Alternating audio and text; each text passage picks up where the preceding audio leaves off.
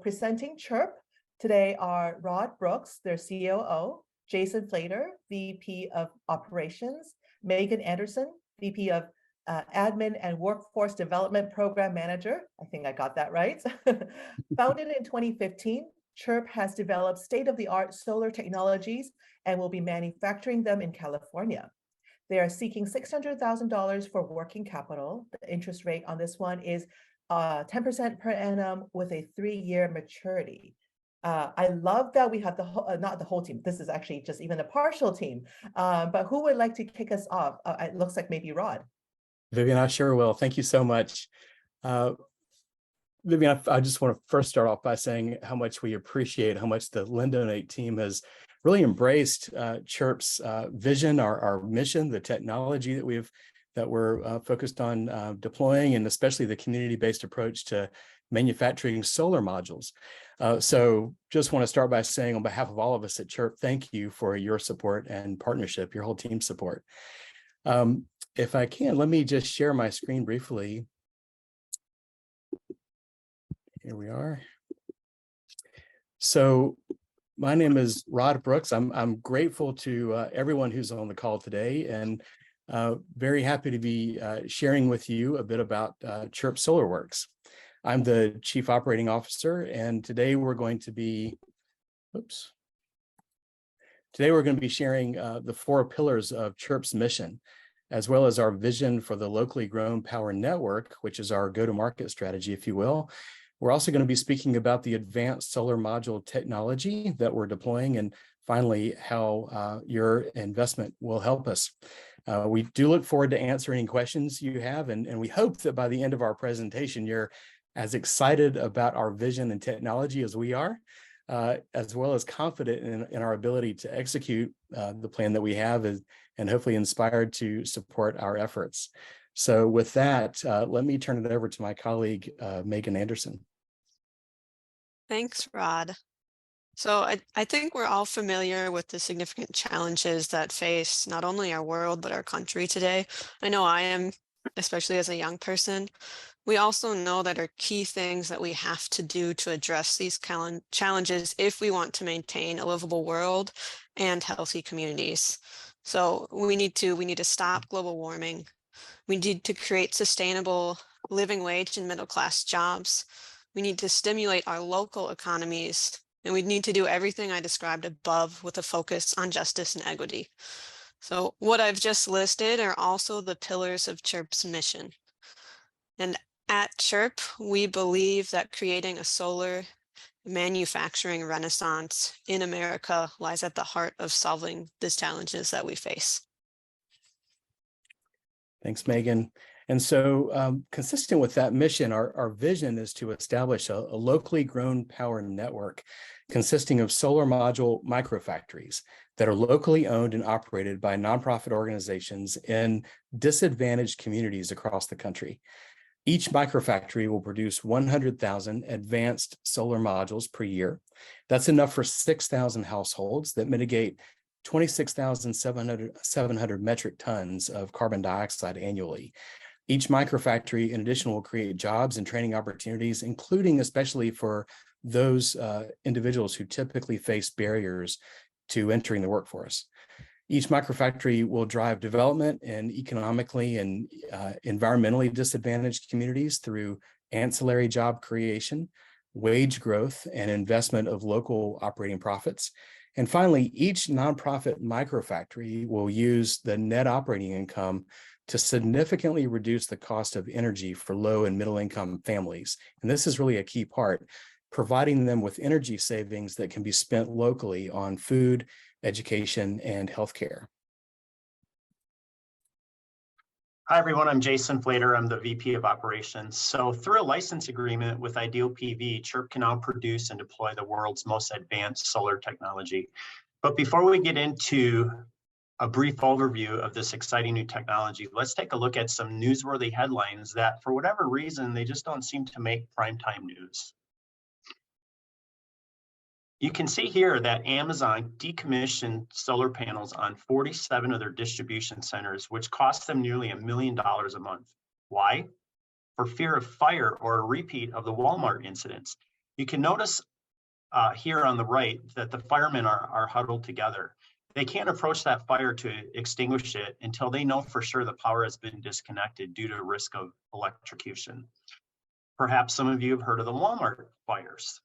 There's 7 distribution centers that unfortunately caught fire and some of them burned down. Tesla recently settled that lawsuit for an undisclosed amount. And you can see here, the picture on the left is an example of some of the extreme heat that these solar panels can exhibit when functioning improperly. On some instances, the temperature can exceed 700 degrees Celsius. So that's significantly very hot. And then on this bottom picture here, it was like 2.5 weeks ago, you can see a Target store in Northridge, California, endured its own solar fire. Why don't we hear about these significant safety events? Because there's an inherent safety issue with all conventional solar panels, and this multi-billion-dollar industry wants to keep it quiet. The issue is called reverse bias, or the generation of hotspots. While it's not widespread, clearly one fire is too many, and the Walmart scenario certainly convinced Amazon not to take that gamble. So here in this picture, you have a conventional 60-cell solar panel. Go back, please, Rod. Yep, sure, sorry. And you can see the junction box on the back side is very simplistic. It just has 3 diodes and a bunch of potting material or basically glue. And I always like to use the analogy, it's like the old stylish brick phone. When cell phones first came out, it's basically a dumb analog phone. Our solar module is a 60-cell module, and you can see from the picture here, the biggest difference is that our junction box has an onboard computer that processes environmental effects in nanoseconds. This allows the module to turn on earlier in the day and turn off later in the evening, as well as capture all these scintillation effects that are happening in real time. It's like comparing our modules to the new iPhone 14 and should be considered a smart module. Our modules are about to cause a huge ripple within the solar industry with their unparalleled safety and efficiency features. We eliminate any potential hotspots, thus never catching fire. Then we have our first responder safe solar, which will allow these firemen to immediately put an axe through one and never risk the potential for electrocution. You can see here in this picture on the bottom that we also use quarter cell technology. It has several advantages, and this is just one of the patents we utilize. There's probably 6 different patents that unfortunately we just don't have the time to talk about, but there's some really exciting features on this. Our nanosecond processing power will allow us to capture significantly more energy throughout the course of the day. And most importantly, these are made in the most disadvantaged communities in America.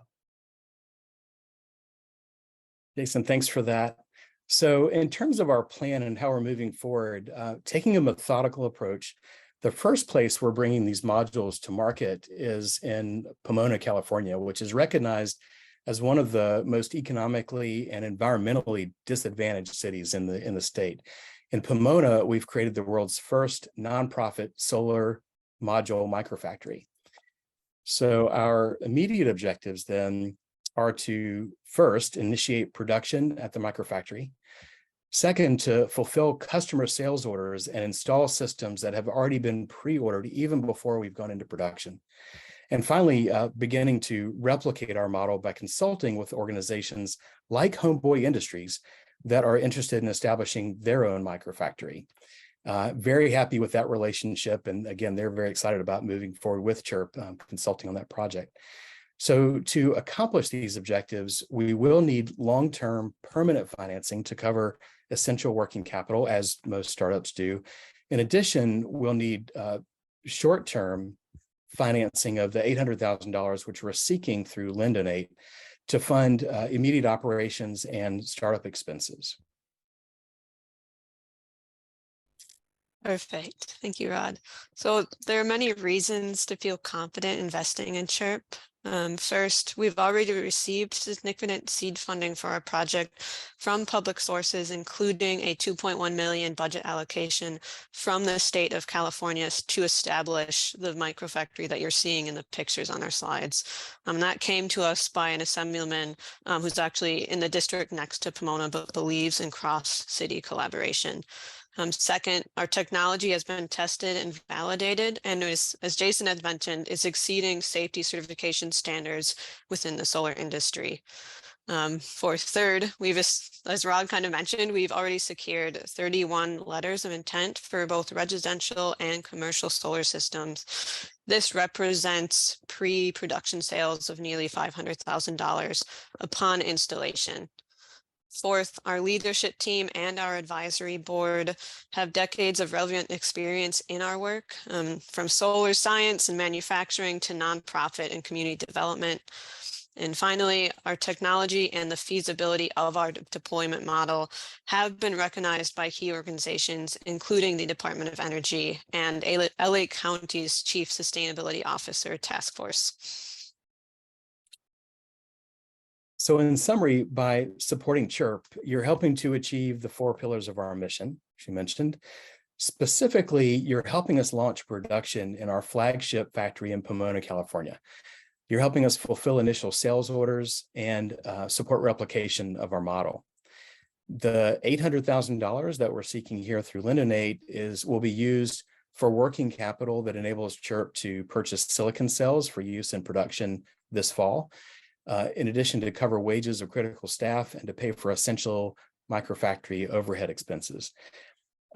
This financing bridges the gap between where we're at right now and the full financing that we need to go into initial production with all the materials and labor required for that. So again, thank you so much for your interest in CHERP and for being here today. We're happy to answer any questions in the time that we have now. And if you have any further questions, you can also reach out to us through Megan. So thank you all so much. Thank you so much for your presentation. It's thorough and really exciting because we know that, I use shorthand state-of-the-art technology. I know that, of course, that's just 4 words that tries to capture a lot more information. And thanks for sharing, even scratching the surface to let us know what might be coming to our roofs. While maybe other questions may be coming in, let me just ask a little bit about, you mentioned the microfactory in Pomona. Maybe just a quick word to describe what constitutes a microfactory and where are other locations you have planned? Great question. Jason, do you want to address that Yeah, question? sure. Absolutely. So what we're trying to do is we're going into these disheartened, disadvantaged cities, and we're trying to repurpose buildings. So we worked with Pomona Unified School District, and they had a substantial building, and we took 7,200 square feet, and we were able to install a solar line that will produce 100,000 modules at full capacity. So we're working with core energy groups throughout the nation from Hawaii to Puerto Rico and everything in between. And each one of them has asked us, like what type of building they would need. And, so we're trying to show the world that you don't need a 250 or 500,000 square foot facility to start producing solar.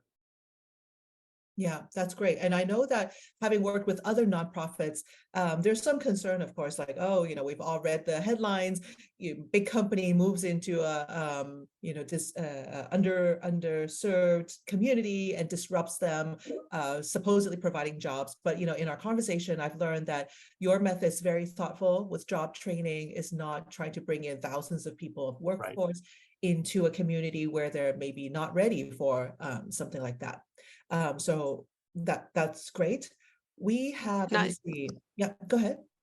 I was going to say, I'd add, Vivian, that like the key part of our replication model too is working with local nonprofits. So our idea is not to become a franchise, but to work with the structures that already exist in these communities, because number one, if our goal is to stimulate local economies, we don't want to siphon money out of them. And number two, we knew that like the nonprofits that exist in these areas are the ones that know their communities best. And we don't also want to come in as like some kind of savior. We want the communities to know and trust the organizations that are going to provide them services. Yeah, that's fantastic. I know you're very sensitive to in more than one ways. We have a question, and I'm going to take this opportunity and generalize a little bit. The question is, does Lendonate have a sense of where the risk rating on this loan will land? So for those who might not be as familiar with our risk rating, for simplicity, we call them generally gold, silver, bronze to demonstrate the strength of the loan. It takes into consideration both the financial strength of the organization as well as any potential collateral that is attached to the loan. So for example, the first loan we heard from the school, the real estate is going to be, the loan is going to be real estate secured. In the case of CHERP, we're still, I think I don't have the definitive rating on it yet, but potentially, just like the previous Healing to You organization may receive a starfish rating. And I want to talk about the starfish rating because, I feel that it is a culmination of the credit committee's discussion of sometimes we have organizations like CHERP, like Healing to You. We can clearly see there's great potential, but they don't fit into the classic credit underwriting model. So for example, Healing to You, it's a new organization, even though leadership has over 20 years of experience, and they have received over or close to $7 million of grant for a loan size that's substantially smaller. In the case of CHERP, we also see that, okay, the technology is there, leadership is strong, it feels like, everything is done right, but we are no experts in solar technology. They also do not have the type of financial history that we can look at, great projections, but as this is just plain, lender talk, projections is projections. So what we've done, and you may have, for those who are very attentive, have noticed that CHERP has mentioned an $800,000 loan from LendDonate, while earlier I mentioned $600,000. Why? Because CHERP is committed to making this all work out to look to reduce or improve the credit profile as otherwise would be, meaning that they are bringing in their own supporters to come up with the first $200,000 of support, and lenders in that $200,000 will be subordinate to the senior lenders. So attendees here, I think most likely all of you here, most of you here are considering investing in the senior tier, $600,000, but also know that there are committed investors, supporters of them that are providing the subordinate piece of $200,000. Which is why there's our landing page for this loan is not quite done yet. It's a little bit more involved, but we definitely will be sharing more details as that comes out. We are very proud to have a starfish category. Why starfish? Because if you also look at our logo, it's a starfish that is inspired by the starfish story. And the short version of that is every small action counts. And we want everybody to come together on the LendDonate platform, support the nonprofits as you see fit for yourself. So starfish is an indicator of, there's more information to it than the traditional credit underwriting would indicate, but we ask everyone to just pay extra attention of the impact that the loan can create. Vivian, thanks for elaborating on that. And if I can just add one quick thing, I know that several of the individuals that are contributing to that junior loan position are on the call. So I want to take this opportunity just to thank them for participating with us. And also just to provide a little more information with regard to the repayment sources for this loan. Those include net operating income from module sales, which again, we do have several pre-sales already, and that's just kind of the beginning. As well, there are available manufacturing production tax credits that will be available to us as we go into production and those modules that we create or put into service. And finally, there are design build fees from nonprofit organizations, again, like Homeboy Industries, that we would receive from helping those organizations create their own microfactories. So those are some of the sources of funding that would repay the loan.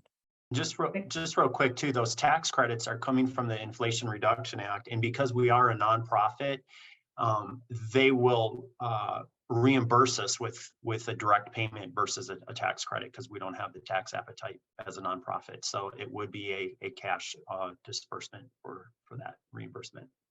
Wonderful answer. And thanks for reminding me. I think I should emphasize, starfish rating does not mean the organization is weak or weaker by any means. It just means, like, for example, a simple example is healing to you earlier. There, on our website, we say that when we present a project on the website, these to qualify to be presented, they have to have 3 years of history. The organization itself does not, but as we can see, the government is awarding this, quote unquote, a startup nonprofit with a close to $7 million grant. It does indicate that there is a support and that there is recognition for the depth of expertise they have. And similarly with CHERP, there's just nuances that we may put them as starfish, but it does not mean that we feel that somehow that they are lesser or weaker by any stretch of the imagination. We work with investors who are institutional partners, meaning that they oftentimes will look to us to say, okay, just so what is it, right? I'm not here just for impact. I'm really here for the rate of return. So we want to make sure that they understand how this adheres to or maybe slightly deviate from the standard credit underwriting. If there are no other questions, I think I see none. I want to thank the CHERP team for being here and sharing your insights and your expertise and your future plan. Again, I really look forward to seeing more of your products onto rooftops in California and hopefully beyond as well.